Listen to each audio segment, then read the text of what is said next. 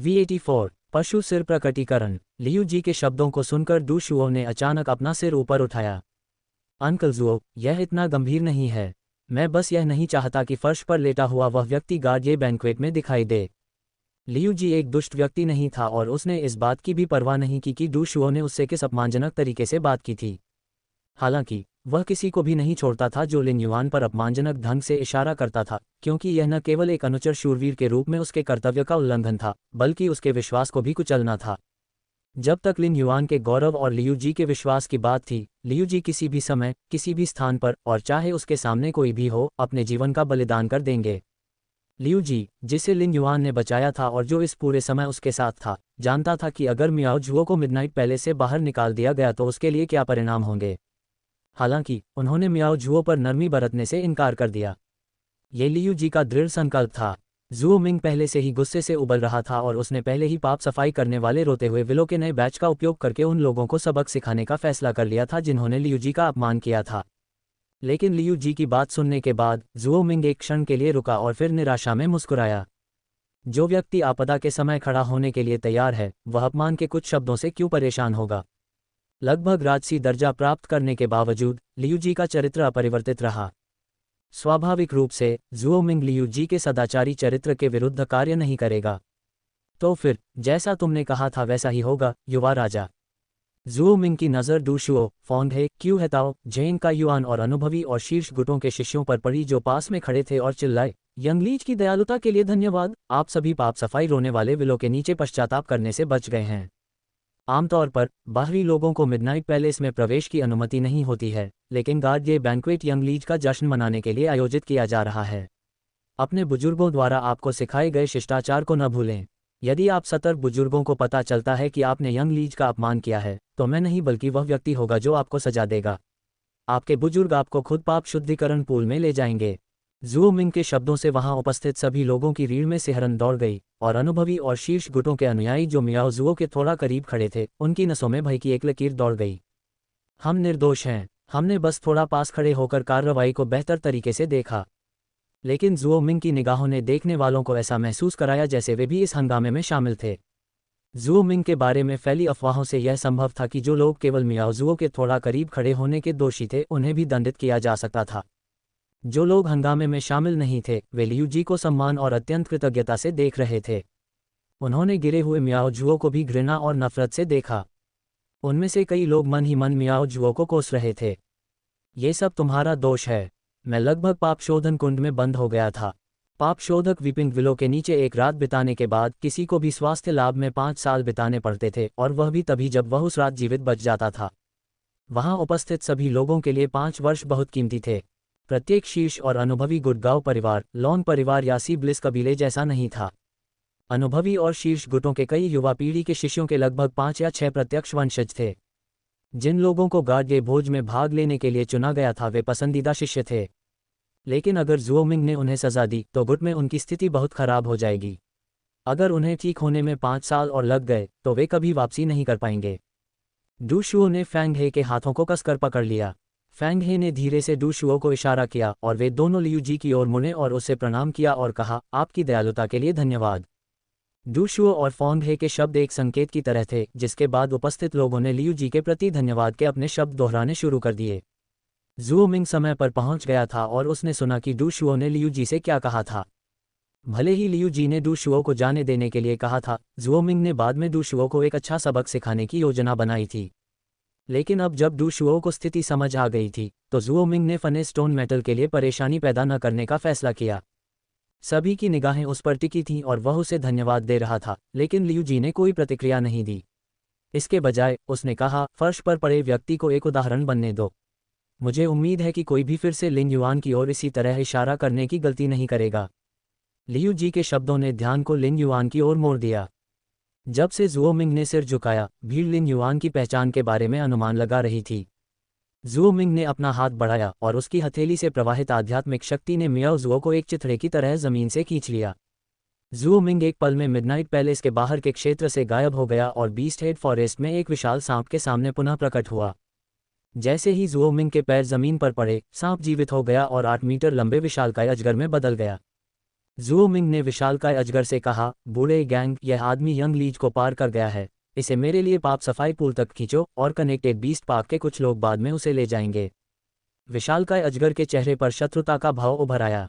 कुछ ही समय बाद ऐसा लगा जैसे बीस्ट हेड फॉरेस्ट में सभी जानवरों के सिर जिंदा हो गए हैं, क्योंकि ओल्ड गैंग ने कर्कश आवाज में कहा, किसी ने वास्तव में यंग लीज जैसे अच्छे व्यक्ति को पार कर लिया है, और उसके ऊपर मिडनाइट पैलेस में। जाहिर है, इस साल मियाओ परिवार के पास तीसरा थियर क्लास विशेषज्ञ है।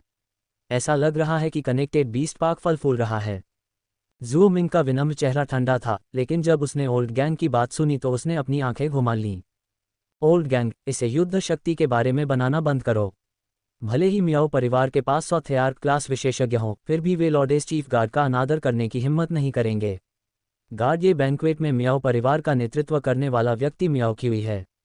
मुझे आश्चर्य है कि क्या मियाओ क्यू वास्तव में मूर्ख है या मियाओ परिवार के पास वास्तव में ऐसे इरादे हैं। लॉर्ड बैम्बू मोनाक महिलाओं को अस्वीकार करने में बहुत ही भयानक है। मैंने यूजे को ये कहते हुए सुना कि लान्या पवेलियन ने गार्ड ये भोज में भाग लेने का इरादा नहीं किया था, लेकिन अभी खबर मिली है कि वे पहले ही महल के अंदर पहुंच चुके हैं। ओल्ड गैंग स्पष्ट रूप से जुओमिंग पर ध्यान नहीं दे रहा था और उसे थोड़ी झुंझलाहट के साथ देख रहा था। जुओमिंग, जो आमतौर पर शांत स्वभाव का था, जब वह दोस्तों के साथ होता था तो हमेशा नाकभान सिकोड़ता रहता था। ओल्ड गैंग ने जुओमिंग को कोई जवाब नहीं दिया। अगर लैंगिया पवेलियन वाला व्यक्ति वास्तव में यहाँ था तो मामला गंभीर था। लॉर्ड बैम्बू मोनाक गहरे संकट में थे।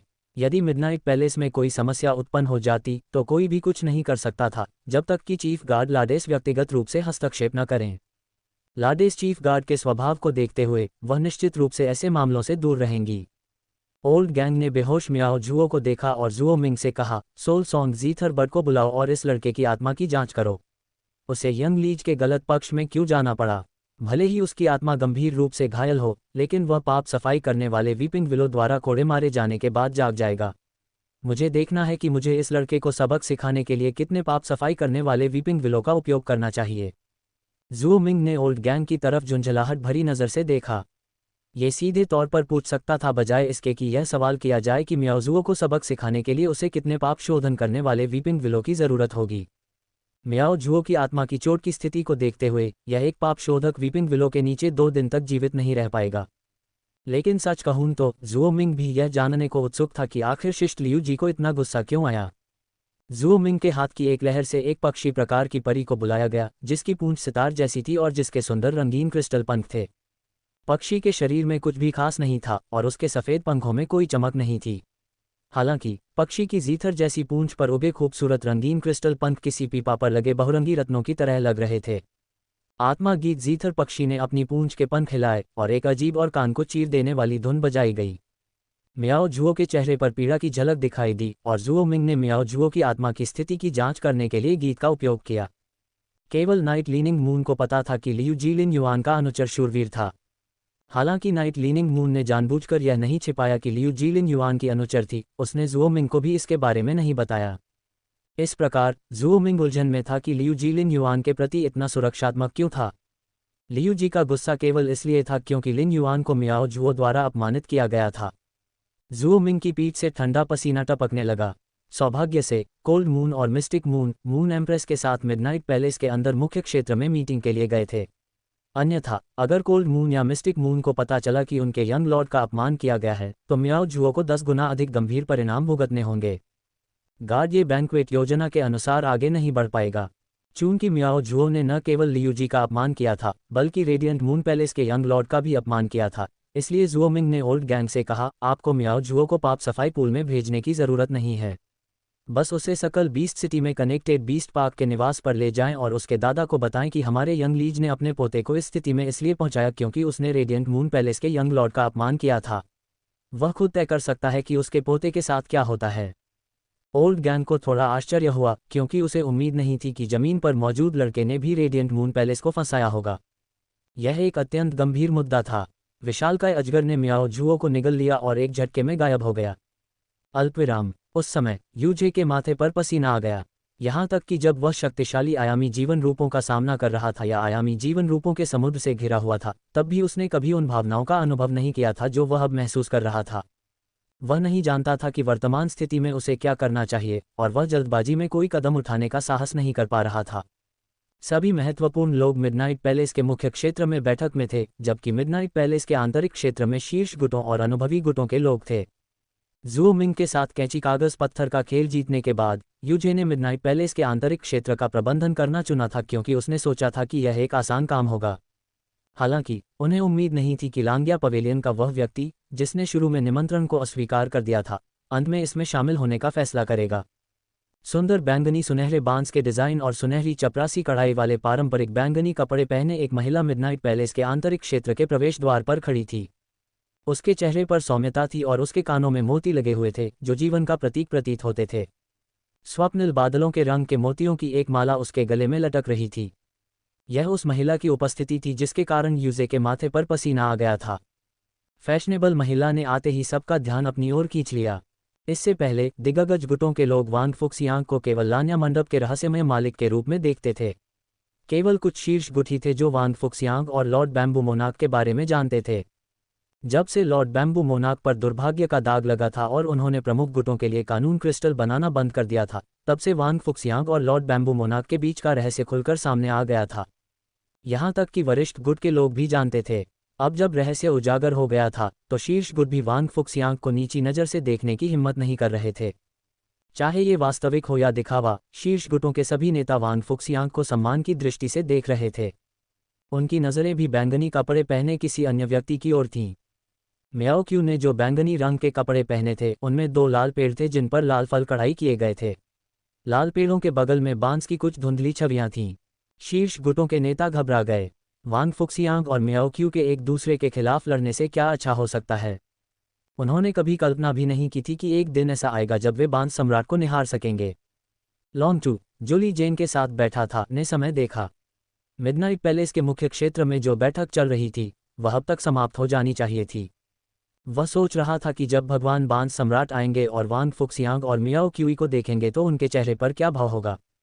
हालांकि ये लॉर्ड बैम्बू मोनाक का निजी मामला था और इस मुद्दे को निपटाना उन्हीं पर निर्भर था। उसी समय एक महिला ने एक मध्यम आयु वर्ग के व्यक्ति को उसकी सीट से धक्का देकर वांग फुक्सियांग की ओर बढ़ी।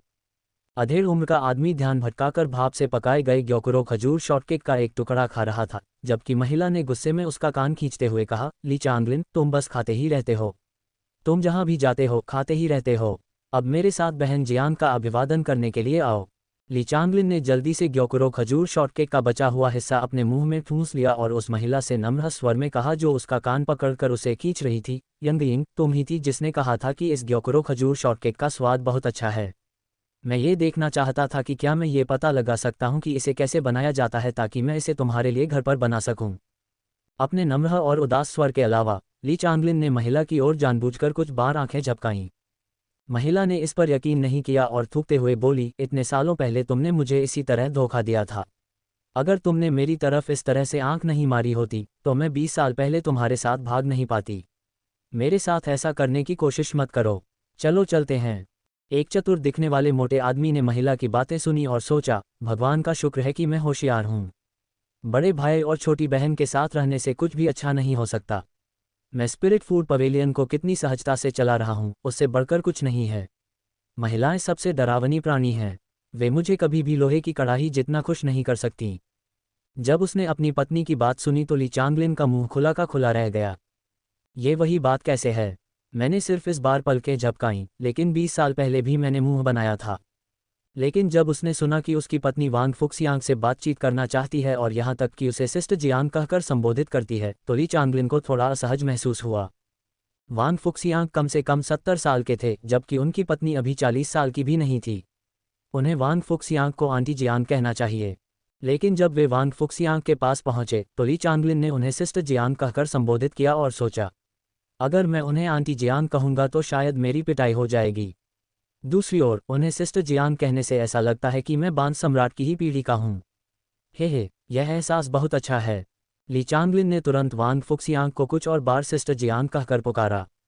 झांग यंगयिंग को तुरंत पता चल गया कि ली चांगलिन कुछ करने की योजना बना रहा है और उसने तुरंत उसकी कमर पर चुटकी काटी। उसने अपने पिता से सुना था कि बांस सम्राट वांग फुक्सियांग से प्रेम संबंध बना रहा था। यदि वांग फुक्सियांग की ये दुर्दशा न होती तो वह बहुत पहले ही बैंगनी बांस वन की मालकिन बन गई होती। झांग यंगइंग के ली चांगलिन के साथ भागने से पहले वह किचन फ्रेग्रेंस पवेलियन की राजकुमारी थी और अक्सर सामान खरीदने के लिए लांग्या पवेलियन जाती थी। उसकी मुलाकात वान फुक्सियांग से 20 साल पहले हुई थी जब वह छोटी बच्ची थी। यदि उस समय उसे वान फुक्सियांग से सलाह नहीं मिली होती तो झांग यंगइंग कभी भी ली चांगलिन के साथ भाग नहीं पाती। ये कहा जा सकता है कि वान फुक्सियांग झांग यंगइंग और ली चांगलिन के लिए मैचमेकर थे। हालांकि झांग यंगइंग ने ली चांगलिन को इस बारे में कभी नहीं बताया था। वान फुक्सियांग को भी नहीं पता था कि उसके शब्दों का झांग यंगइंग पर इतना बड़ा प्रभाव पड़ेगा। झांग यंगइंग ने मित्रतापूर्ण तरीके से वान फुक्सियांग का स्वागत किया। जब वान फुक्सियांग ने झांग यंगइंग को देखा तो उसके चेहरे पर एक चमकदार मुस्कान आ गई।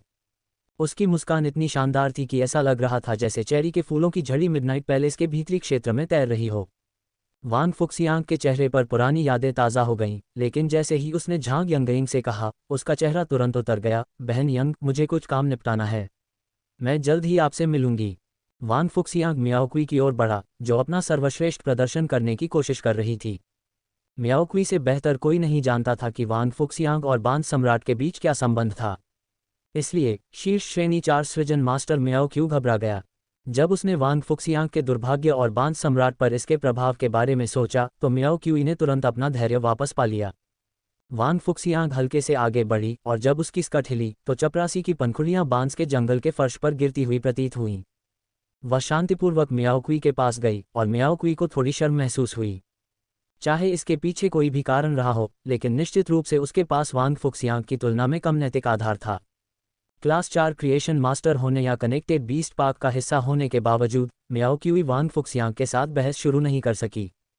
ऐसा इसलिए नहीं था कि वान फुक्सियांग के लांग्या मंडप के पास संसाधनों का पहाड़ था। जब संसाधनों की बात आई तो मियाओ परिवार के पास अभी भी लांग्या पवेलियन से अधिक था। मियाओक्यू बांस सम्राट से वान फुक्सियांग को प्राप्त प्रशंसा के कारण भयभीत थी। मियाओक्यू वान फुक्सियांग के साथ स्वतंत्रतापूर्वक नहीं घूम सकती थी क्योंकि उसे यहाँ सभी का सम्मान प्राप्त करने का अधिकार था। इस प्रकार मियाओक्यू केवल वान फुक्सियांग की कमजोरियों पर ही पहला हमला कर सकती थी। क्या आप जानते हैं कि आपकी बुरी किस्मत के कारण फंसने के बाद भगवान बांस सम्राट अब कानून क्रिस्टल भी नहीं बना सकते हैं? मियाओक्यूई के शब्दों से सभी की निगाहें बदल गईं। ये वान फुक्सियांग की वजह से ही था कि जब कई लोगों ने बांस सम्राट से उनके लिए कानून क्रिस्टल बनाने के लिए कहा तो उन्हें अस्वीकार कर दिया गया।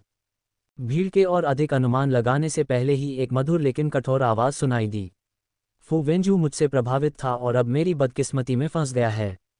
तुम सही कह रहे हो। मियाओक्यू वान फुक्सियांग की स्वीकारोक्ति से बहुत खुश थी और वह वान फुक्सियांग की कमजोरियों पर प्रहार करना जारी रखने वाली थी। तभी वान फुक्सियांग ने कहा, लेकिन कोई बात नहीं, मैं रेडियंस फेडरेशन का नागरिक हूँ। अगर फू वेंजू मेरी बदकिस्मती की वजह से शक्तिहीन क्लास 5 क्रिएशन मास्टर बन गया है तो मैं अपनी जान देने को तैयार हूँ। मेरी मौत के बाद उसकी बदकिस्मती दूर हो जाएगी। शीर्ष गुटों के नेता जो वान फुक्सियांग के बारे में नकारात्मक राय रखते थे अब उसे आश्चर्य से देख रहे थे। उन्हें उम्मीद नहीं थी कि प्यारी वान फुक्सियांग इतनी दृढ़ इच्छाशक्ति वाली होगी कि वह ये भी कहेगी कि वह लॉर्ड बैम्बू मोनार्क के दुर्भाग्य को दूर करने के लिए मरने को तैयार है। फू वेंजू बांस सम्राट का नाम था और कोई भी, यहाँ तक कि लॉर्ड शेफ सुप्रीम की बेटी झांग यंगइंग भी उसे इस नाम से पुकारने की हिम्मत नहीं करती थी। चूंकि वान फुक्सियांग बांस सम्राट के लिए मरने को तैयार था इसलिए वह निश्चित रूप से उसका सम्मान करती थी। इसका मतलब यह था कि उनका रिश्ता एक निश्चित सीमा तक आगे बढ़ चुका था। मियाओक्यू को उम्मीद नहीं थी कि वान फुक्सियांग पहले हमला करने के बाद भी उसे फटकार लगाएगा। यदि कोई और होता तो मियाओची ने उपहासपूर्वक उत्तर दिया होता, मृत्यु के बारे में बात करना आसान है लेकिन हर किसी में इसे सहने का साहस नहीं होता। हालांकि मियाओक्यूई अब ऐसा कहने की हिम्मत नहीं करेगी।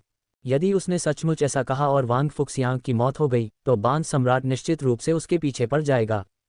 वह कनेक्टेड बीस्ट पार्क के पीछे भी जाएंगे। जब मियाओक्यू वान फुक्सियांग पर पलटवार करने का कोई तरीका सोच रही थी तो उसने कहा, भोज के अपने नियम होते हैं। तुम्हें इस बात का ध्यान रखना चाहिए क्योंकि तुम एक शीर्ष गुट से हो, है न? फुक्सियांग ने लोगों की तरफ देखा और फिर कहा, गार्ड, ये बैंक्वेट के नियमों में से एक ये है कि किसी के भी कपड़े या सामान पर सांप या सांप जैसी आकृतियां नहीं होनी चाहिए। हर मेहमान को इस नियम का पालन करना होगा। लेकिन इस खास नियम के अलावा क्या आप इस भोज के दूसरे नियम के बारे में भूल गए हैं? मियाओक्यूई की अभिव्यक्ति बदल गई। तभी एक सुंदर आदमी गहरी सांस लेते हुए भीड़ के बीच से वान फुक्सियांग के पास आया। उसने झुककर कहा, नमस्ते गुरुजी। जिया चेन ने वान फुक्सियांग को देखा था लेकिन उसका अभिवादन करने का इरादा नहीं था। बांस सम्राट के प्रथम शिष्य के रूप में जिया चेन को पता था कि बांस सम्राट वान फुक्सियांग से प्रणय निवेदन कर रहा था। लेकिन बांस सम्राट के शिष्य के रूप में, और क्योंकि बांस सम्राट का दुर्भाग्य वान फुक्सियांग से आया था, जिया चेन, जो बांस सम्राट को पिता के रूप में देखता था, वान फुक्सियांग को पसंद नहीं करता था।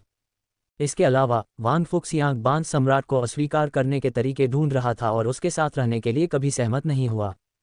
यदि जिया चेन के उसे गुरु कहने पर वान फुक्सियांग ने उसे मना कर दिया होता, तो वह जिया चेन को नहीं बल्कि बांस सम्राट को शर्मिंदा कर रही होती।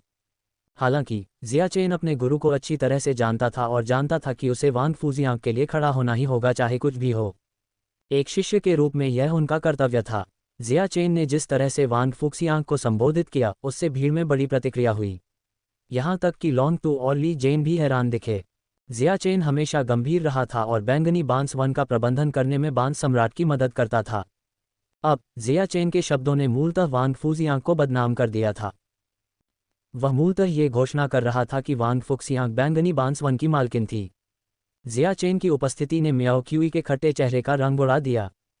वान फुक्सियांग के जवाब देने से पहले जिया चेन ने कहा, रेडियंस फेडरेशन में कुल 18 राज्याभिषेक पोशाकें हैं, जिनमें से 13 शाही परिवार की हैं। शेष 5 रेडियंस दूतों की हैं। प्रत्येक राज्याभिषेक पोशाक में अद्वितीय पैटर्न होते हैं जो मालिक की पहचान और अधिकार का प्रतिनिधित्व करते हैं। उदाहरण के लिए, चीफ गार्ड ये की night clear water coronation costume में रात के समय साफ पानी का एक शरीर होता है जो अनंत रात का प्रतिनिधित्व करता है। मेरा मानना है कि हर कोई इस बात से वाकिफ है, इसलिए कोई भी गार्ड ये भोज जैसे भोज में night clear water coronation costume के समान पैटर्न वाले कपड़े नहीं पहनता है। इसके अलावा चीफ गार्ड ये के प्रति सम्मान दिखाने के लिए कोई भी night clear water coronation costume पर नाइट क्लाउड्स 100 बीस्ट्स पैटर्न को फिर से बनाने की कोशिश नहीं करता है। वास्तव में हर कोई इससे दूर रहता है। जिया चेन के शब्दों से मियाओ क्यूई का चेहरा और भी पीला पड़ गया। वरिष्ठ एवं शीर्ष गुटों का प्रत्येक नेता पूरी तरह आश्चर्यचकित था। वे सभी जानते थे कि जिया चेन ये क्यों कह रही थी। शुरू में उन्होंने सोचा कि जिया चेन बैंगनी बांस के जंगल की मालकिन के रूप में अपनी पहचान के साथ वान फुक्सियांग को ब्रांड करने के लिए आई थी। किसी को उम्मीद नहीं थी कि जिया चेन मियाओ क्यूई के खिलाफ लड़ाई में वान फुक्सियांग की मदद करेगी। इस कदम से मियाओ क्यूई बेहद अहंकारी लग रही थी। जिया चेन ने वान फुक्सियांग पर एक नज़र डाली और पाया कि वह उसे दी गई उपाधि को अस्वीकार नहीं कर रही थी। अपनी चिंताओं को शांत करते हुए जिया चेन ने आगे कहा, मास्टर की राज्याभिषेक पोशाक बांस पच राज्याभिषेक पोशाक है और पैटर्न को बैंगनी बांस राज्याभिषेक पैटर्न कहा जाता है। मियाओ क्यू, क्या आपके बैंगनी स्पिरिट क्यूई कपड़ों पर 2 गोजी पेड़ों के पीछे बैंगनी बांस की कढ़ाई है? इस बिंदु पर जिया चेन को लगा कि उसने वान फुक्सियांग के लिए अच्छी नींव रख दी है और वह उसके पीछे हट गया। इस कार्य से सभी को लगा कि उसने वान फुक्सियांग को अपना बड़ा भाई मान लिया है। अन्यथा बैंगनी बांस के जंगल का प्रबंधन करने वाले बांस सम्राट के पहले शिष्य को वान फुक्सियांग के सामने इतना विनम्र व्यवहार नहीं करना पड़ता। जब जिया चेन ने उसे मास्टर कहा तो वान फुक्सियांग को असहज महसूस हुआ, लेकिन उसने उसके लिए जो किया उससे उसे सांत्वना मिली। जब उसने गार्ड ये भोज में भाग लेने का निर्णय लिया था, तब उसने बांस सम्राट के साथ अपने रिश्ते की स्थिति तय कर ली थी। अब वह अपने और बांस सम्राट के बीच की भावनाओं का सामना करने के लिए तैयार थी। वह पहले से ही बूढ़ी थी और कोई जवान लड़की नहीं थी। एक वास्तविक रिश्ता ढूंढना बेहद मुश्किल था। बांस नरेश ने यह भी कहा था कि वह उसके दुर्भाग्य को दूर करने का कोई रास्ता खोज लेंगे और उन्होंने निश्चित रूप से इस मुद्दे को राजपरिवार के अन्य सदस्यों के समक्ष उठाया था ताकि इसका समाधान निकाला जा सके।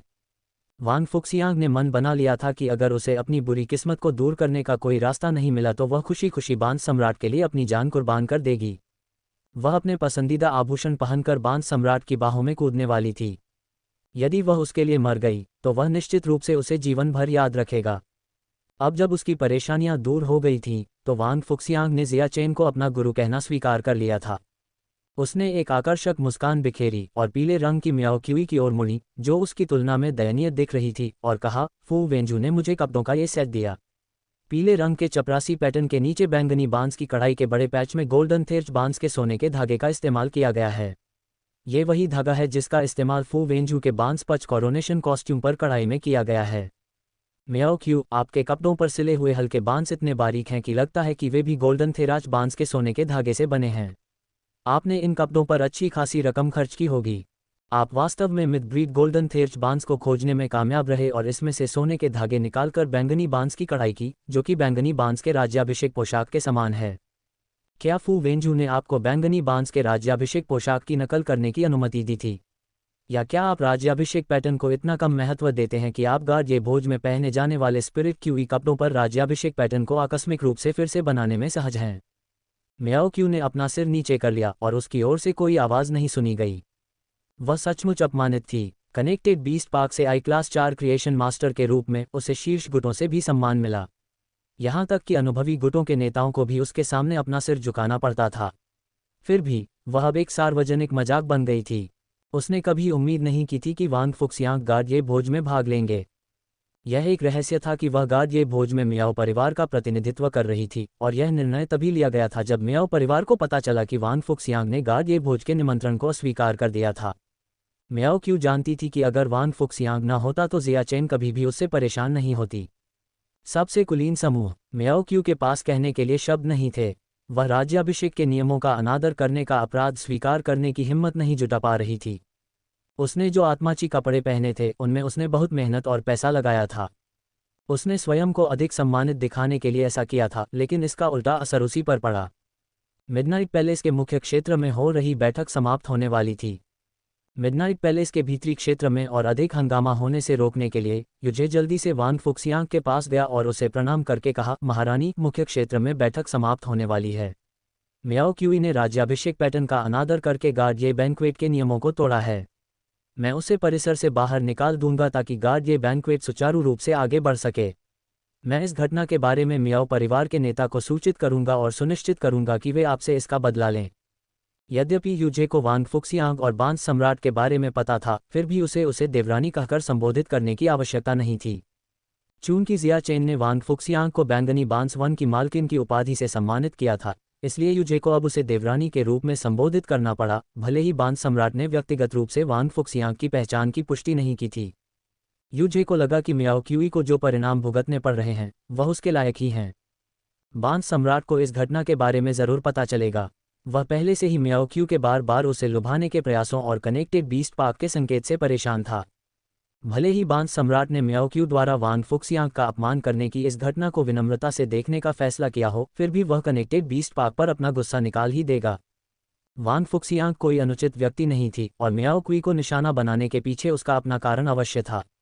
ऐसा कोई तरीका नहीं था कि वांग फुक्सियांग युजे को डांटती, और उसने कभी भी गार्ड ये भोज को बाधित करने का इरादा नहीं किया था। असुविधा के लिए खेद है, मैनेजर यू, वांग फुक्सियांग ने कहा। वांग फुक्सियांग मुड़ा और झांग यंगयिंग की ओर चला गया ताकि वे बात कर सकें और एक दूसरे से मिल सकें। जिया चेन वांग फुक्सियांग के पीछे चले गए।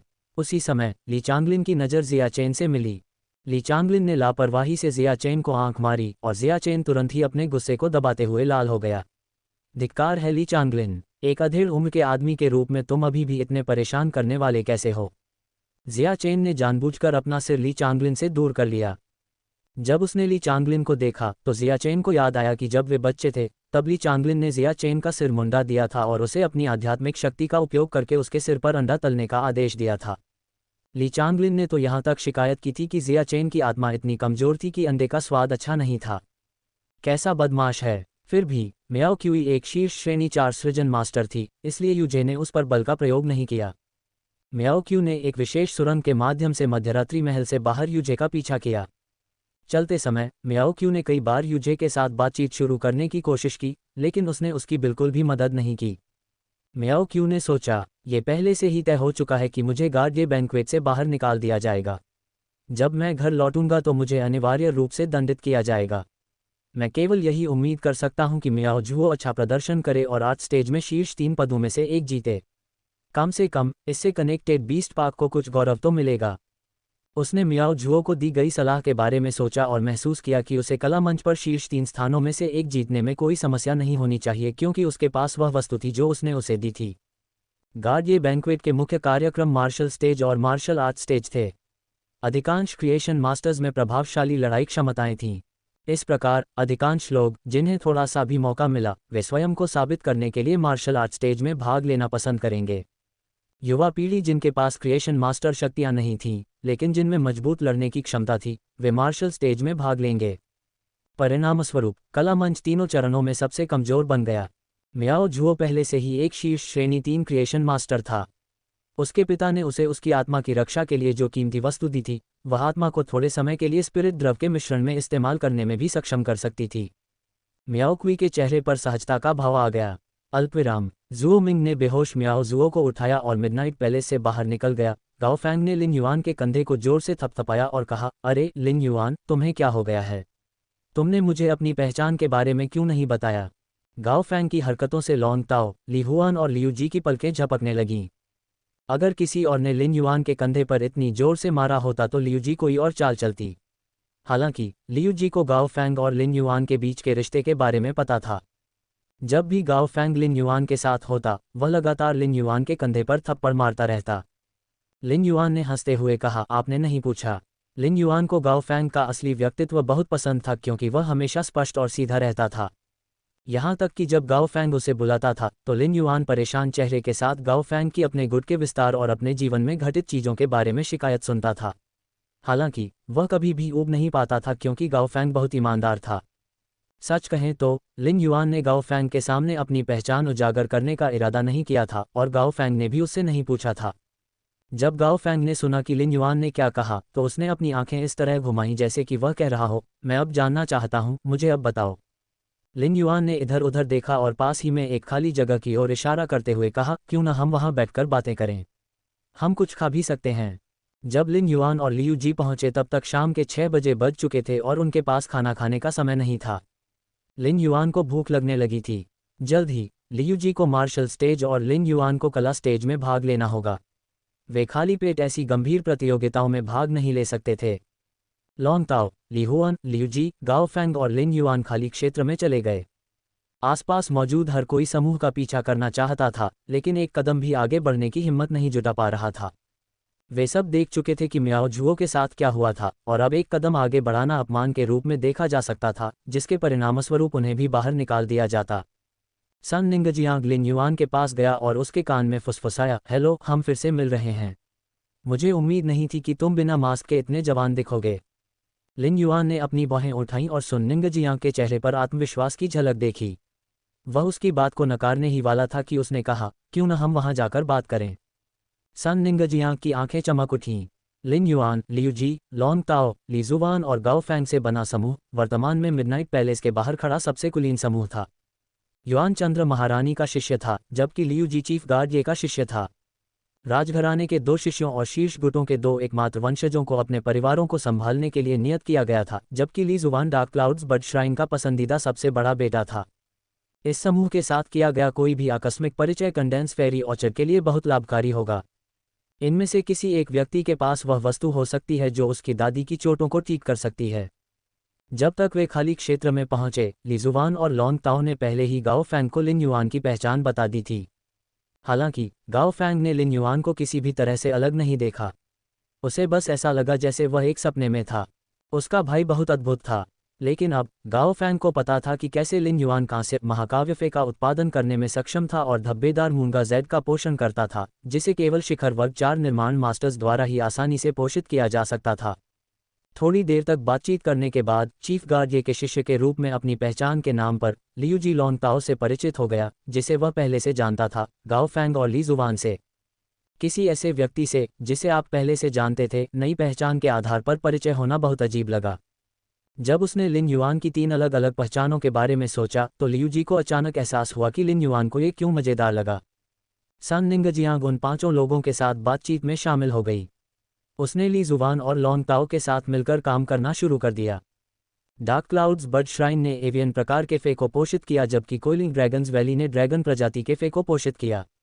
दोनों गुटों को उर्वरक या आध्यात्मिक सामग्री के रूप में पौधे प्रकार के फे की आवश्यकता थी। डार्क क्लाउड्स बर्ड श्राइन और कोइलिंग ड्रैगन्स वैली को भी कंडेंस फेरी ऑर्चर्ड के साथ सहयोग करने से बहुत लाभ होगा। सन निंगजियांग से बात करते हुए गाओ फैंग ने भी उनके साथ निजी तौर पर काम करने का फैसला किया। गाओ फैंग कंडेंस फेरी ऑर्चर्ड को उनके जलीय पौधे प्रकार के फे की खेती का विस्तार करने के लिए एक समुद्री क्षेत्र प्रदान कर सकता था, जबकि कंडेंस फेरी ऑर्चर्ड गाओ फैंग के जलीय फे को पोषित करने के लिए आवश्यक सभी पौधे प्रकार के फे की आपूर्ति करेगा।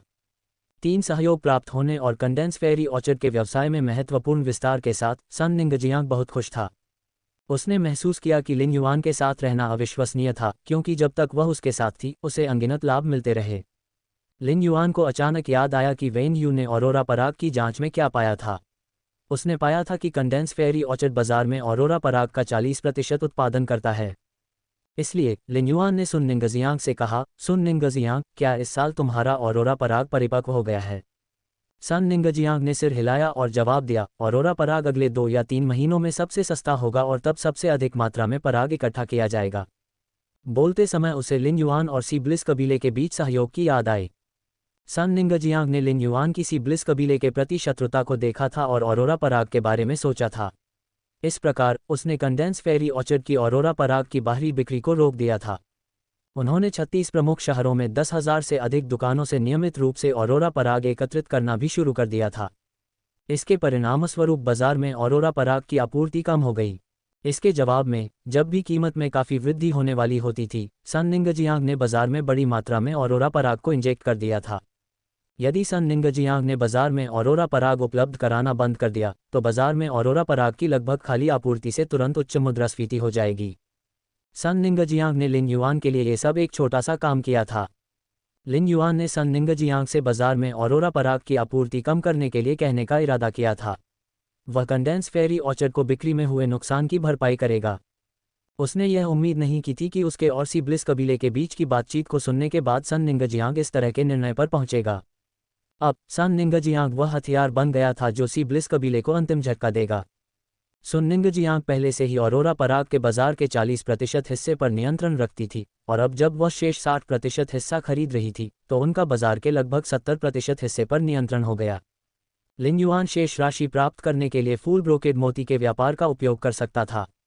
औरोरा पराग, जो पहले से ही बाजार में अल्प मात्रा में उपलब्ध था, अब बाजार से लगभग सूख चुका था। जल्द ही औरोरा पराग की सकारात्मक छवि बर्बाद हो जाएगी और इसकी कीमत आसमान छू जाएगी। उस समय सी ब्लिस कबीले का विनाश हो जाएगा। लिन युआन और सुन निंगजियांग ने एक दूसरे को ऐसी नज़रों से देखा जिससे सी ब्लिस कबीले का भाग्य तय हो गया।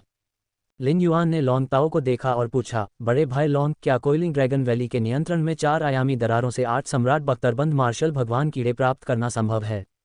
लिन युआन के पास तुरंत कोई जवाब नहीं था। इसके बजाय उसने कहा, मैं जाकर पूछूंगा। लॉन्ग ताओ ने अपने बड़े भाई को बुलाया जो आयामी दरारों का प्रभारी था। लिन युआन के पास सम्राट बख्तरबंद मार्शल भगवान कीड़ों का उल्लेख करने के लिए अपने स्वयं के कारण थे। इस प्रकार लॉन्ग ताओ आकस्मिक वादे नहीं कर सकता था।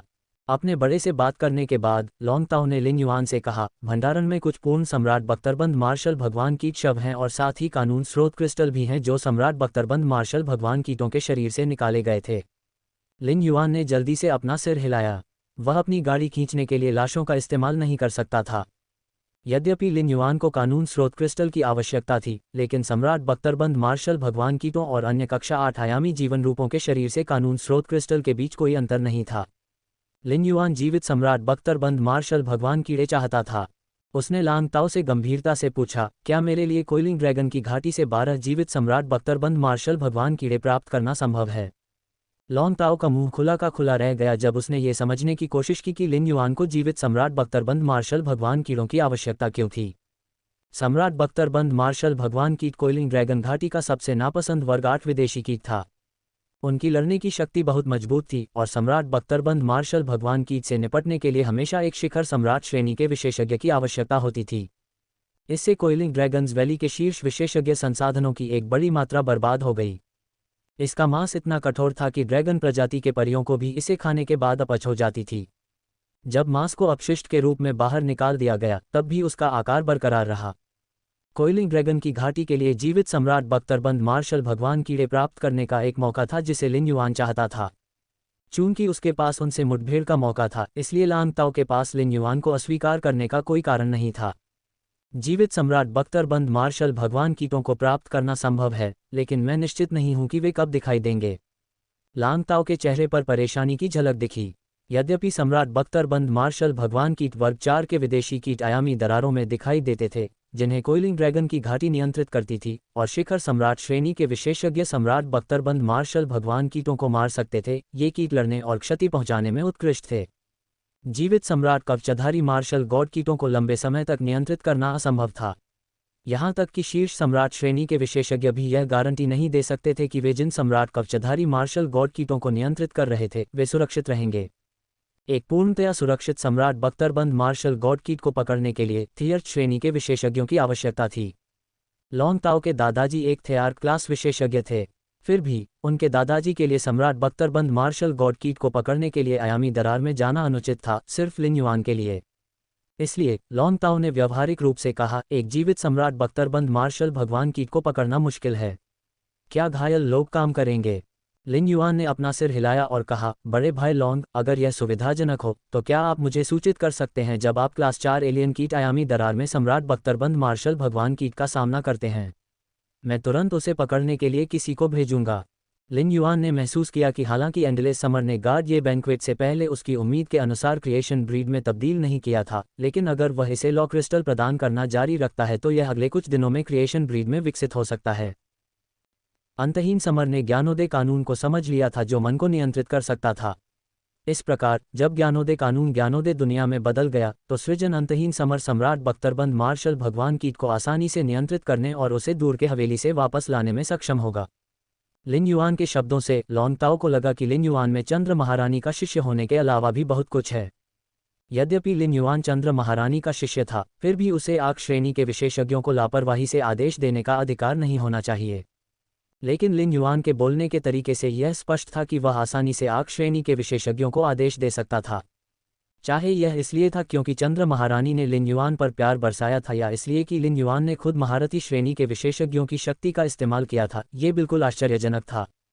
जब गाओ फैंग ने लिन युआन और सुन निंगजियांग को अरोरा पराग के बारे में बात करते हुए सुना तो उसे लिन युआन के साथ बाजार में उपलब्ध सभी अरोरा पराग को खरीदने के बारे में हुई अपनी बातचीत याद आ गई। उस समय गाओ फैंग को यह समझ में नहीं आया कि लिन युआन का क्या मतलब था, लेकिन उसके पास इस बारे में बात करने के अपने कारण रहे होंगे। इसलिए गाओ फैंग ने भी काफ़ी मात्रा में अरोरा पराग खरीदा था। अब जबकि गाओ फैंग के पास लिन युआन द्वारा दिया गया चित्तीदार मूंगा जैड था, वह बेहतर गुणवत्ता वाले पानी में एंजल फिश ऑफ ब्लिस का पालन पोषण कर सकता था और इसके लिए उसे उच्च मात्रा में अरोरा पराग की आवश्यकता होगी। हालांकि गाओ फैंग को उम्मीद नहीं थी कि अरोरा पराग खरीदने से उसे इतने गंभीर परिणाम भुगतने पड़ेंगे। गाओ फैंग लिन युआन के साथ अपने फ़ोन कॉल के बारे में सोचने से खुद को रोक नहीं सका, जहां उन्होंने सी ब्लिस कबीले में वापस जाने के बारे में बात की थी। गाओ फैंग तब से क्रोधित था जब उसे स्टार वेब पर सी ब्लिस कबीले के निजी क्षेत्र से बाहर निकाल दिया गया था। गाओ फैंग के निजी गुट की भूमिका सी ब्लिस कबीले के साथ ओवरलैप होती है। अगर वह सी ब्लिस कबीले से लड़ता है तो उसके लिए यह आसान नहीं होगा क्योंकि वह गाओ परिवार के संसाधनों पर ज़्यादा निर्भर नहीं था। लेकिन लिन युआन को दिए गए उसके वचन के परिणामस्वरूप लिन युआन ने उसे सी ब्लिस कबीले के खिलाफ लड़ने में मदद की। ये बात गाओ फैंग को छू गई और उसने अपने द्वारा तैयार किया गया डायमंड फिश स्टोरेज बॉक्स निकाला और लिन युआन को दे दिया। भाई, ये वो 4 टाइटन जायंट बोआ हैं जो तुम चाहते थे। मेरे बुजुर्गों ने पाया कि मैंने तुम्हें जिन फायदों के बारे में बताया था उसके अलावा टाइटन जायंट बोआ में पानी के अंदर लड़ने की भी शक्तिशाली क्षमता है, जो ज़मीन पर लड़ने की तुलना में लगभग दोगुनी ताकतवर है। जब लिन युआन ने गाओ फैंग की बात सुनी तो उसकी आंखें खुशी से चमक उठीं। लिन युआन का इरादा झांग जियाओबाई, टेनरैन, जिन यंग और लू पिनरू को टाइटन जॉइंट बोस को अनुबंधित करने का था। टाइटन जायंट बोआ जितने ज़्यादा मजबूत होते उन चारों के लिए उतना ही बेहतर होता। इससे डोम गिल्ड क्लब की रिजर्व टीम की ताकत भी बढ़ जाती। पानी के अंदर लड़ने की उन्नत क्षमता ने टाइटन जायंट बोआस का मूल्य बढ़ा दिया। गाओ फैंग ने अपने परिवार से 4 टाइटन जायंट बोआ प्राप्त करने के लिए काफ़ी प्रयास किया होगा। लिन युआन ने गाओ फैंग को एक डायमंड फिश स्टोरेज बॉक्स सौंपा। चौकोर प्लेटिनम फिश स्टोरेज बॉक्स की तुलना में डायमंड फिश स्टोरेज बॉक्स को इसके उपयोग की सुविधा बढ़ाने के लिए कई तरह के सामान में बनाया जा सकता है। इसलिए लिन युआन ने ऑस्ट्रिच लॉजिस्टिक्स से डायमंड फिश स्टोरेज बॉक्स का एक बड़ा बैच ऑर्डर किया था।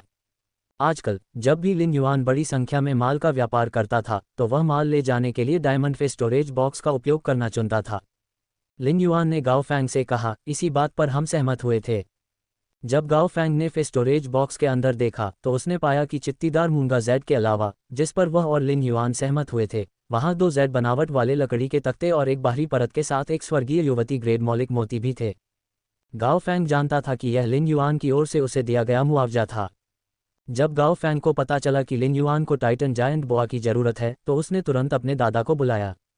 कॉल के दौरान उनके परिवार को पहले ही टाइटन जायंट बोआ की पानी के नीचे लड़ने की क्षमताओं का पता चल चुका था और टाइटन जायंट बोआ को जाने देने के लिए उनके दादा को काफ़ी समझाने की जरूरत पड़ी। फिर भी लिन युआन का मुआवजा बहुत अधिक था।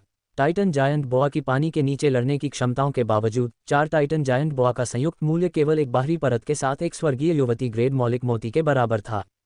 अन्य 2 जेड बनावट वाले लकड़ी के तख्ते लिन युआन की ओर से एक अनुचित उपहार थे। इसके अलावा लिन युआन ने टाइटन जायंट बोआ की पानी के नीचे लड़ने की क्षमताओं के बारे में पता लगाने से पहले इन्हें तैयार किया। उस समय गाओ फैंग को फिर से एहसास हुआ कि लिन युआन कितनी गहन थी। गाओ फैंग एक संवेदनशील व्यक्ति था। वह लिन युआन को तुरंत कुछ कप शराब पिलाने के लिए ले जाना चाहता था, लेकिन उसे यकीन नहीं था कि लिन युआन प्रतियोगिताओं में भाग लेना चाहता है या नहीं। इसलिए उसने शराब पीने की इच्छा छोड़ दी। इसके बजाय उसने चाय की ट्रे से एक नाश्ता उठाया और उस नर्म मिठाई को चबाने लगा। उसका मुंह स्वादिष्ट मीठे और खट्टे स्वाद से भर गया। गाओ फैंग को ऐसा लगा जैसे वह किसी दूसरी दुनिया में पहुंच गया हो। उसने उत्साह से कहा, ये स्नैक्स बहुत स्वादिष्ट हैं। ये देखने में ऐसा लगता है जैसे ये स्पिरिट फूड पवेलियन में बनाया गया है, लेकिन इसका स्वाद बहुत बढ़िया है। समूह के लोग बैठते ही बातचीत में व्यस्त हो गए थे और उन्हें खाने का समय नहीं मिला था। लेकिन गाओ फैंग के विस्मय को सुनने के बाद समूह ने नाश्ते का एक टुकड़ा उठाया जिसकी गाओ फैंग ने तारीफ की थी। जब लिन युआन ने उसे काटा तो उसे ऐसा लगा जैसे उसके मुंह में लीची का पूरा बाग फट गया हो और उसके मुंह का हर दांत लीची का पेड़ बन गया हो। मिठास और खट्टेपन के कारण उसकी लार लगातार बह रही थी, लेकिन ये जितना स्वादिष्ट था इसने लिन युआन को बहुत अधिक प्रभावित नहीं किया। आंटी झांग और अंकल ली के साथ अपने संबंध के कारण लिन युआन बचपन से ही किचन फ्रेग्रेंस पैलेस की गुणवत्ता वाला भोजन खाता रहा था। किचन फ्रेग्रेंस पैलेस के गुप्त नुस्खों की तुलना किचन फ्रेग्रेंस मंडप द्वारा बनाए गए व्यंजनों से नहीं की जा सकती। यद्यपि वे दिन कठिन थे, फिर भी अंकल ली के पाक कौशल से लिन युआन का स्वाद काफ़ी बढ़ गया था। इसके बाद लिन युआन लियू जी के हाथ का बना खाना खाने लगा। अब जबकि वह लियू जी के खाने का आदी हो चुका था, लिन युआन को स्पिरिट फूड पवेलियन के खाने में कुछ खास नहीं लगा। लॉन्ग ताओ, ली जुवान और सुन निंगजियांग सभी को नाश्ता बहुत स्वादिष्ट लगा। हालांकि तीनों ने पहले ही खाना खा लिया था, लेकिन इस नाश्ते ने उनकी भूख फिर से बढ़ा दी थी। किचन फ्रेग्रेंस पैलेस ने लॉर्ड शेफ सुप्रीम के मिडनाइट पैलेस में आने के बाद गार्डिये बैंक्वेट में सभी जलपान बनाए। अन्यथा चीफ गार्डिये का स्नैक्स परोसने का बिल्कुल भी इरादा नहीं था। उसने केवल कुछ फल तैयार किए थे। आप लोगों ने अभी जो स्नैक खाया है उसका नाम लीची हस्बैंड है, लियू जी ने समझाया। लिन युआन ने लियू जी के स्पष्टीकरण के बारे में तब तक कुछ नहीं सोचा जब तक उसने लीची पति का नाम नहीं सुना और उसने अपनी भौं उठाई। उसे यह नाम अजीब लगा। गाओ फैंग ने लीची हस्बैंड्स को अपने मुंह में डालना जारी रखा और वह उत्सुकता से लियू जी को देख रहा था। लियू जी खांसते हुए बोली, मेरे आने से पहले मास्टर ने मुझे गार्डिये भोज के लिए यात्रा कार्यक्रम देखने की अनुमति दी थी। मुझे जलपान की सूची भी देखने को मिली। जाहिर है इन लीची पत्तियों को बनाने के लिए प्लेटिनम क्रिस्टल क्लियर लीची के पेड़ों से लाल लीची का इस्तेमाल किया गया था। लाल लीची को एक अजीब सी आंच पर सुखाया जाता है और फिर क्रिस्टल क्लियर लीची के पेड़ के रस में 1 साल तक रखा जाता है। उसके बाद इसे लीची हस्बैंड में भरने के लिए इस्तेमाल किया जाता है। अफवाह है कि लॉर्ड शेफ सुप्रीम की इकलौती बेटी ने ही इस स्नैक का नाम रखा था। उसे लगा कि इसका मीठा और खट्टा स्वाद पति के चुंबन जैसा है और लपेटने की कोमलता उस पल की कोमलता को दर्शाती है। लिन युआन ने आंटी झांग के बारे में सोचा, जो कपड़े धोते समय हर दिन अपने साथ आतंकी खरगोश को भी लाती थी। जब वह छोटी थी तो उसने यह उम्मीद नहीं की थी कि वह इतनी रोमांटिक होगी। गाओ फैंग का हाथ रुक गया क्योंकि वह एक और लीची हस्बैंड को अपने मुंह में डालने वाला था और उसके ऊपर एक अजीब सी अनुभूति छा गई।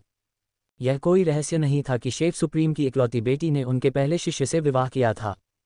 चूंकि उसने लीची हस्बैंड्स के लगभग 10 टुकड़े खाए थे, तो क्या इसका मतलब यह था कि उसने शेफ सुप्रीम के पहले शिष्य को लगभग 10 बार चूमा था? अचानक गाओ फैंग की इस नाश्ते के प्रति सारी भूख खत्म हो गई। जब उसने सोचा कि कैसे उसके पिता उसे मार्शल स्टेज में भाग लेने के लिए मजबूर कर रहे थे, तो गाओ फैंग को लगा कि उसने एक बेहद कठिन जीवन जिया है। उसने लिन युआन की ओर देखा और दुखी होकर कहा, क्या आप में से कोई मार्शल स्टेज में भाग ले रहा है? कम से कम अगर मैं आप में से किसी का सामना करता हूं तो मैं आत्मसमर्पण कर पाऊंगा। गाओ फैंग जानता था कि उसके अलावा मार्शल स्टेज पर कदम रखने वाला हर व्यक्ति अपनी शक्ति दिखाना चाहता था। उसे केवल तभी पिटाई का सामना करना पड़ेगा जब वह मार्शल स्टेज में भाग लेगा। मार्शल स्टेज का एक नियम था जिसे गाओ फैंग समझ नहीं पाया था। वह ये था कि जो व्यक्ति आत्मसमर्पण करना चाहता था वह विजेता की सहमति से ही वास्तव में हार स्वीकार कर सकता था। अन्यथा आपातकालीन सहायक के आने तक लड़ाई जारी रहेगी। ये गाओ फैंग के लिए बहुत नुकसानदेह था। सौभाग्य से एक गार्डिये बैंक्वेट एक ही हार के बाद प्रतियोगिता से पूरी तरह बाहर हो गया था। इसका मतलब यह था कि गाओ फैंग को केवल एक बार पिटाई सहनी होगी। लिन युआन ने कहा, मैं मार्शल आर्ट स्टेज में भाग ले रहा हूं, जबकि यंग लीज मार्शल स्टेज में भाग ले रहा है। लिन युआन ने स्वाभाविक रूप से बात की, लेकिन लियू जी की अभिव्यक्ति शर्मिंदगी और आश्चर्य में बदल गई। लियू जी ने कभी उम्मीद नहीं की थी कि वह दिन आएगा जब लिन युआन उन्हें यंग लीज के नाम से संबोधित करेंगे। दूसरी ओर यदि लिन युआन उसे यह मुखौटा पहने हुए किसी अन्य नाम से बुलाता तो इससे उसकी पहचान उजागर हो जाती। लियू जी ने जल्दी से खांसते हुए कहा, मैं क्रिएशन मास्टर नहीं हूं, इसलिए मैं मार्शल स्टेज में भाग ले रहा हूं। मैं देखना चाहता हूं कि प्रतियोगिता शुरू होने से पहले कला मंच के लिए पुरस्कार की घोषणा की जाएगी या नहीं। अगर कला मंच के लिए पुरस्कार अच्छा है तो मैं मार्शल आर्ट मंच के बजाय उसमें भाग लूंगा, लॉन्ग ताओ ने कहा। जब लॉन्ग ताओ बोल रहा था, उसकी निगाहें गंभीर बनी रहीं।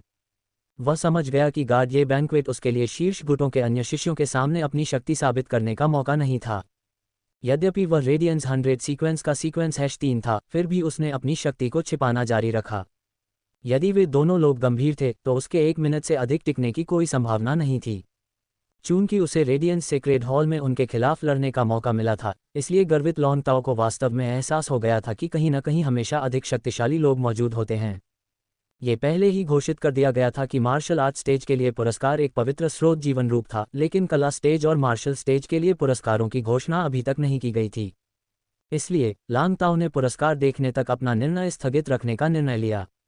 लियू जी ने कहा, कला चरण के लिए पुरस्कार में हाल ही में अंडे से निकला आइलैंड वेल है, जबकि मार्शल चरण के लिए पुरस्कार में लॉर्ड बैम्बू मोनार्क से कस्टम निर्मित हथियार प्राप्त करने का अवसर है। लियू जी ने यह बात नहीं बताई कि मार्शल आर्ट स्टेज के लिए पुरस्कार भी ऑर्डर ऑफ रेडियंट लाइट था। जी को अभी भी उम्मीद थी कि रेडियंट लाइट का आदेश लिन युआन के हाथों में आ जाएगा, और 1 साल बाद गार्डिये बैंक्वेट की उनकी इच्छा एक से अधिक बार उनके दिमाग में आई थी। लियू जी के शब्दों ने लॉन्ग ताओ को निर्णय लेने के लिए प्रेरित किया। यदि ऐसा है तो मैं कला मंच में भाग लूंगा। कला मंच के लिए पुरस्कार स्वरूप दिया जाने वाला द्वीपवेल पवित्र स्रोत जीवन रूप के मूल्य से तुलना नहीं कर सकता था। इसलिए ऐसे कई लोग होने चाहिए जो पवित्र स्रोत जीवन रूप के कारण मार्शल स्टेज में भाग लेना चुनेंगे। इस प्रकार कला चरण के लिए प्रतिस्पर्धा इतनी कड़ी नहीं होगी, और सबसे महत्वपूर्ण बात यह है कि उन 2 लोगों को मार्शल आर्ट्स चरण में प्रतिस्पर्धा करनी चाहिए। लॉन्ग ताओ ने धीमी आवाज में लिन युआन से पूछा, भाई, क्या आपने गु लैंग और जोंगजे के बारे में सुना है? लिन युआन ने अपना सिर हिलाया तो लियू जी ने समझाना शुरू किया, जोंगजी और गु लैंग क्रमशः लॉर्ड शेफ सुप्रीम और लॉर्ड बैम्बू मोनार्क के सबसे कम उम्र के शिष्य हैं। वे मार्शल आर्ट स्टेज में सबसे मजबूत प्रतिभागी होंगे। लिन युआन ने नाम नोट कर लिए। रेडियंस फेडरेशन में केवल 13 लोगों को ही राजसी माना जा सकता था, और उनमें से 11 के पास पहले से ही शिष्य थे। लॉर्ड सिकाडा सॉन्ग और लॉर्ड आयरन प्रिजन ही ऐसे लोग थे जिनका कोई शिष्य नहीं था, और वे आमतौर पर शाही दरबार में ही रहते थे। इस बीच राजपरिवार के अन्य सदस्यों के शिष्यों की उम्र पहले से ही 30 वर्ष से अधिक थी। राजपरिवार के केवल 4 शिष्य ही ऐसे थे जिन्हें अभी भी युवा पीढ़ी का हिस्सा माना जा सकता था। वे 4 लोग थे लिन युआन, लियू जी, लॉर्ड शेफ सुप्रीम के सबसे युवा शिष्य, और लॉर्ड बैम्बू मोनार्क के सबसे युवा शिष्य। लिन युआन ने शुरू से ही उन्हें मार्शल आर्ट स्टेज पर अपने सबसे बड़े प्रतिद्वंद्वी के रूप में देखा था। इन 2 लोगों की वजह से उन्होंने गार्डिये बैंक्वेट के सामने डार्क डेथ लॉ को डार्क डेथ वर्ल्ड में विकसित करने पर जोर दिया था। न तो ली जुवान और न ही सुन निंगजियांग ने किसी भी चरण में भाग लेने की योजना बनाई थी। ली जुवान गाओ फैंग की तरह एक सहायक प्रकार की आत्मा क्यूई पेशेवर था और एक सृजन मास्टर नहीं था, इसलिए उसके भाग लेने का कोई मतलब नहीं था। सन निंगजियांग ने खुद को गार्डिये भोज में भाग लेने के लिए मजबूर किया था। भले ही उसे अपनी शक्तियों पर भरोसा था, लेकिन उसने ऐसी प्रतियोगिताओं में कोई बड़ी लहर बनाने की योजना नहीं बनाई थी, जबकि कंडेंस फेरी ऑर्चर्ड अभी भी ऐसी अनिश्चित स्थिति में था। अब जब गाओ फैंग को पता चल गया था कि समूह ने रात के बाकी समय के लिए क्या सोचा है, तो उसकी अभिव्यक्ति तुरंत खराब हो गई। मार्शल स्टेज में असंख्य लोग भाग लेंगे, और उसके लिए शुरू से ही लियू जी का सामना करना असंभव था। उस समय गाओ फैंग को लगा कि वह अपने पिता का जैविक पुत्र नहीं है। उसे शायद कूड़ेदान से उठाया गया होगा। बाद में प्रतियोगिता के लिए समूह ने बातचीत करते हुए लीची हस्बैंड के अलावा अन्य स्नैक्स भी खाए। अचानक मिडनाइट पैलेस के अंदर से 12 घंटियां बजने लगीं। लिन युआन ने समय देखा तो पता चला कि रात के 9 बज चुके हैं। ये वह समय था जब कला मंच, मार्शल मंच और मार्शल आर्ट मंच की शुरुआत होनी थी। उसी समय मिडनाइट पैलेस की छत से लटकी हुई 6 लाइटें बुझ गईं और मिडनाइट पैलेस के बाहर का क्षेत्र जगमगा उठा। मिडनाइट पैलेस के बाहर के क्षेत्र में एक निलंबित छत के केंद्र में एक पारदर्शी क्रिस्टल में लिपटी एक धधकती सफ़ेद लौ जल रही थी। जैसे ही सफ़ेद लपटें प्रज्वलित हुईं, मिडनाइट पैलेस के बाहर का क्षेत्र सफ़ेद हो गया।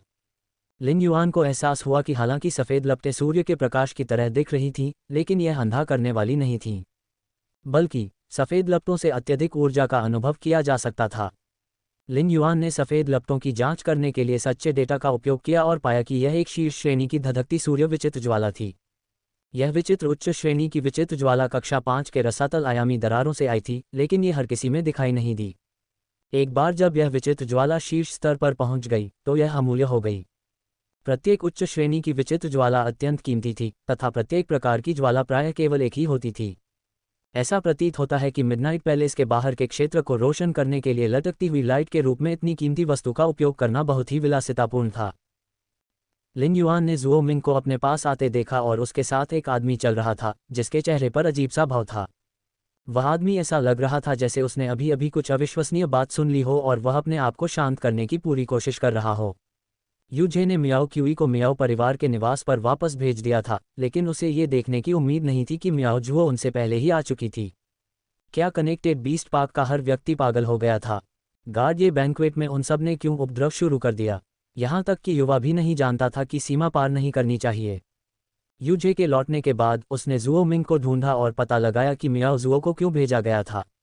तब उसे एहसास हुआ कि चाची और भतीजे दोनों पागल हो गए थे। जुओ मिंग ने जब युवाओं की भीड़ देखी तो खांसी और कहा, अगला कला मंच, मार्शल स्टेज और मार्शल आर्ट स्टेज उसी क्रम में शुरू होने वाले हैं। कला मंच और मार्शल आर्ट स्टेज दोनों में क्रिएशन मास्टर शक्तियां शामिल हैं और वे प्रजनन कक्षों में होंगे जिन्हें साफ कर दिया गया है। चूंकि स्पिरिट द्रव का मिश्रण विशेष है और इसे बाहरी लोगों के संपर्क में नहीं लाया जा सकता, इसलिए केवल अंतिम परिणाम पर ही विचार किया जाएगा। जहां तक मार्शल स्टेज और मार्शल आर्ट स्टेज का सवाल है, जिसमें लड़ाकू प्रकार की आत्मा क्यूई पेशेवर शामिल होते हैं, प्रतियोगिताएं राजघराने के सदस्यों और आपके बुजुर्गों के सामने महल में होंगी। जब मिडनाइट पैलेस का निर्माण किया गया था तो महल के बाहर का क्षेत्र नीचे बनाया गया था। धधकते सूरज की अजीब लौ को जलाने के बाद रेडिक्स क्रिस्टल से बनी दीवारें एक दिशा में पारदर्शी हो जाती थीं, जहां महल के अंदर का हर व्यक्ति महल के बाहर के क्षेत्र को देख सकता था, लेकिन इसके विपरीत नहीं। शीर्ष और अनुभवी गुटों के शिष्य जो स्वयं पर आश्वस्त थे, वे सभी कला मंच, मार्शल मंच या मार्शल आर्ट्स मंच में भाग लेने का इरादा रखते थे। अनुभवी गुटों के शिष्य अपने बड़ों की स्वीकृति पाने और अपने गुट की भलाई के लिए स्वयं को सिद्ध करना चाहते थे। यदि अनुभवी गुटों के अनुयायी ये साबित कर सकें कि उनमें अविश्वसनीय प्रतिभा और मजबूत शक्तियां हैं, तो यह अगले कुछ दशकों के लिए अनुभवी गुटों की क्षमता का संकेत होगा। ऐसे दिग्गज गुटों को हमेशा शीर्ष गुटों से समर्थन प्राप्त होता रहा है। यही कारण था कि कोइलिंग ड्रैगन्स वैली ने डार्क क्लाउड्स बर्ड श्राइन का समर्थन किया और फने स्टोन मेटल ने फोर बीस्ट्स टेरिटरी का समर्थन किया। डार्क क्लाउड्स बर्ड श्राइन और फोर बीस्ट्स टेरिटरी दोनों ही अनुभवी गुट थे, जिन्होंने अपनी युवा पीढ़ी की ताकत के कारण कुछ दशक पहले कोइलिंग ड्रैगन्स वैली और फने स्टोन मेटल का समर्थन प्राप्त किया था। वहां उपस्थित सभी अनुभवी गुट एक ही परिणाम की उम्मीद कर रहे थे, उग्र आकाश हो और कटलफिश ऑफ डेज पास्ट। इस बीच शीर्ष गुटों के अनुयायियों का केवल एक ही लक्ष्य था, अपने बड़ों के सामने खुद को साबित करना और अपने पदों को सुरक्षित करना। वे अपने गुट की ताकत और सम्मान को प्रदर्शित करने के लिए अपनी शक्ति का उपयोग करेंगे। ये भी अफवाह थी कि राजपरिवार का एक सदस्य शिष्य बनाना चाहता था। चाहे यह अफवाह सच हो या नहीं, उपस्थित अनुभवी और शीर्ष गुटों की युवा पीढ़ी अपनी पूरी क्षमता से प्रदर्शन करने के लिए तैयार थी। यदि अफवाह सच हो तो क्या होगा? उन सभी को आशा थी कि राजपरिवार के उस सदस्य का ध्यान उन पर जाएगा। यदि वे वास्तव में किसी राजपरिवार के सदस्य के शिष्य बन गए तो उनका दर्जा चीफ गार्ड जी के शिष्य के समान हो जाएगा। मानक स्पिरिट गार्ड्स मास्क पहने हुए युवक इसका सबसे अच्छा उदाहरण था। मिडनाइट पैलेस के बाहर मौजूद सभी शिष्य जानते थे कि यदि वे किसी राजघराने के सदस्य के शिष्य बन गए तो उनका जीवन हमेशा के लिए बदल जाएगा। ऐसा कहा जाता है कि एक अवसर सफलता की गारंटी नहीं देता, लेकिन जब कोई राजघराने के किसी सदस्य का शिष्य बन जाता है तो ठीक यही होता है। अल्पविराम। उस समय डायमंड रेडियम से बनी दीवारों और उनमें जड़े हुए असंख्य काले क्रिस्टलों वाले एक कमरे में बैंगनी बांस की कढ़ाई वाले बैंगनी कपड़े पहने एक आदमी हौंफते हुए खड़ा था। वह आदमी आमतौर पर करिश्माई था, लेकिन वह अपना जबड़ा भींच रहा था और बड़ी बड़ी आंखों से चिल्ला रहा था, ज़ोंगज़ी, क्या तुम पागल हो? अगर तुम ये चाल चलते हो तो क्या इसका मतलब यह है कि तुम अब मार्शल आर्ट स्टेज में लड़ना नहीं चाहते? गू लान को लगा कि वह मूर्ख था जो उसने युद्ध के दीवाने ज़ोंगज़ी पर विश्वास कर लिया था जब उसने कहा था कि वे केवल मुकाबला करेंगे। शुरू में जब उनमें झड़प हुई तो गू लान को लगा कि सब कुछ सामान्य है, लेकिन जैसे ही उसने थोड़ी बढ़त हासिल की, ज़ोंगज़े ने अपने परी को निर्देश देना शुरू कर दिया और एक बड़ा हमला बोल दिया। उस समय गू लैंग ज़ोंगज़ी को रोक नहीं सकता था, इसलिए वह हमले से होने वाले नुकसान को सहने के लिए केवल अपने रक्षात्मक फे का उपयोग कर सकता था, अन्यथा वह घायल हो जाता। यद्यपि गू लैंग एक लड़ाकू श्रेणी का आत्मा क्यूई पेशेवर था, फिर भी उसने तरंगों की एक श्रृंखला में लड़ने का विकल्प चुना। हमलों की लहरें भेजने के बाद जिन परियों से उसने संपर्क किया था, उन्हें पुनः लड़ने से पहले ठीक होने के लिए कुछ समय की आवश्यकता थी। इस तकनीक से गू लैंग को सबसे अधिक क्षति पहुंचाने में मदद मिल सकती थी, लेकिन ये तकनीक केवल थोड़े समय तक ही टिकाऊ थी। आक्रमण की लहरें भेजने की इस तकनीक के कारण गू लांग युद्ध में ज़ोंगज़ी को हराने में सक्षम हुआ था। ज़ोंगज़ी की आंखों में एक पागलपन भरी चमक दिखाई दी जब उसने कहा, मैं अपने साल भर के प्रशिक्षण का उपयोग तुम्हें ये दिखाने के लिए करने जा रहा था कि तुम अतीत की तरह मुझ पर विजय नहीं पा सकोगे, लेकिन मुझे उम्मीद नहीं थी कि तुम इतनी जल्दी आगे बढ़ जाओगे। ज़ोंगज़े ने अपने फायरी स्काई हो को आदेश दिया, फायरी स्काई हो, स्ट्रेंज फायर आर्ट शोधन का उपयोग करें। ज़ोंगज़ेड के कंधे पर बैठा छोटा सा प्यारा नारंगी हथेली के आकार का चूहा चीखने लगा और उसकी पीठ से सख्त सुनहरा फर निकलने लगा। फिर उसे 8 रंग की लपटों से जला दिया गया। जब गू लैंग ने ज़ोंगज़ी द्वारा फायरी स्काई हो को जारी किए गए आदेश को सुना तो उसे बुरा लगा और उसने प्रशिक्षण कक्ष को ढकने वाली सभी काली आकृतियों को बुलाने के लिए अपना हाथ हिलाया। गू लैंग ने मन ही मन आह भरी और बुदबुदाया, पुराने दिनों के कटलफिश, पुराने दिनों के अध पतन और बाढ़ पिंजरे का उपयोग करें। गू लान के आदेश पर विशालकाय काली आकृति में से कई बड़े बड़े तंतु प्रकट हुए। प्रत्येक स्पर्शक ने हवा में जल तत्वों में हेरफेर किया और भारी जल का निर्माण किया, जो धातु से भी अधिक कठोर था। काले भारी पानी ने पानी के स्तंभों का निर्माण किया जो एक दूसरे को पार करके जेल का रूप ले चुके थे। हालांकि ये जेल ज़ोंगज़े के लिए नहीं थी, बल्कि गू लान के लिए थी। अग्नि में आकाश हो ने आग की 8 गेंदें उगली जिनमें जलने की 8 अलग अलग विशेषताएं थीं। प्रत्येक ज्वाला उच्च कोटि की विचित्र ज्वाला थी जो वर्ग 4 आयामी दरारों से आ रही थी। 8 उच्च श्रेणी की अजीब लपटों ने नाइट वर्ड्स पवेलियन को झुलसा देने वाले स्टीमर में बदल दिया। इसके अतिरिक्त ज़ोंगज़े ने 8 उच्च श्रेणी की अजीब लपटों को छूने के लिए अपना हाथ बढ़ाया। जिस क्षण उसने उच्च श्रेणी की विचित्र लपटों को छुआ, ज़ोंगज़े की हथेलियों का मध्य भाग लाल हो गया और रंग फैलकर दाहिनी उच्च श्रेणी की विचित्र लपटों से आने वाले प्रकाश और ज़ोंगज़े द्वारा पहने गए अर्धकवच की चमक को ढकने लगा। जब गू लैंग ने लाल रंग देखा तो वह क्रोध में दहाड़ने से खुद को रोक नहीं सका। ज़ोंगज़ी, हम अपने पवित्र स्रोत जीवन रूपों का उपयोग नहीं करने पर सहमत हुए हैं। यदि आप इसे अभी मेरे साथ उपयोग करते हैं तो आप बाद में मार्शल आर्ट स्टेज पर चंद्र महारानी और मुख्य रक्षक ये के शिष्यों के खिलाफ लड़ने के लिए क्या उपयोग करेंगे। जब गू लैंग बोल रहा था तो उसके कॉलर से एक हरे रंग की छवि उभरी। हरे रंग की छवि तेजी से बदल गई और जब वह एक विशाल पेड़ बनने ही वाला था तो मिडनाइट पहले से 12 घंटियां बजीं। 12 घंटियों की वजह से गू लैंग और ज़ोंगज़ी दोनों ही जम गए।